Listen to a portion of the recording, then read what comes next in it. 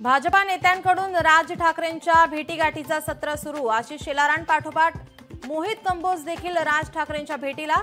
महापालिका निवडणुकीच्या पार्श्वभूमीवर हालचालींना वेग। मुंबई महापालिका निवडणुकीसाठी संघ दक्ष। आशिष शेलार आणि राष्ट्रीय स्वयंसेवक संघाच्या वरिष्ठ नेत्यांची गोपनीय बैठक। लोकशाही मराठीला खात्रीलायक सूत्रांची माहिती। भाजपानं लोकशाही हायजॅक केली, संजय राऊतांचा आरोप। तर मराठी माणसाची संघटना फोडण्यासाठी मनसेचा वापर, राऊतांचा घणाघात। सुरेश धस यांनी घेतली अजित पवारांची भेट। आपण धनंजय मुंडेच्या राजीनाम्याची मागणी केली नाही, तो अधिकार अजितदादांना। भेटीनंतर सुरेश धस यांचं वक्तव्य।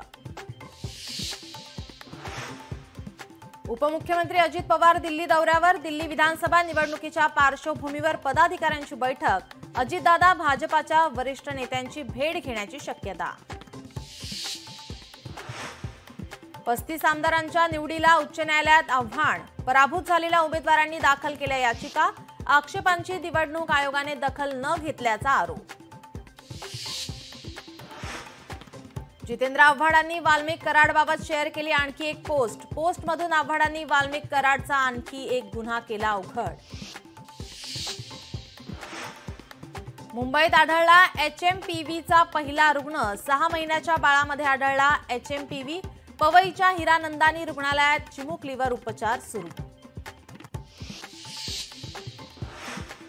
पुण्यात मृतदेहांची हेळसांड। डिझेल दाहिनीत अर्धवट मृतदेह जळत असल्याचं उघड। पुण्याच्या वैकुंठ स्मशानभूमीतील धक्कादायक प्रकारामुळे नागरिकांचा संताप।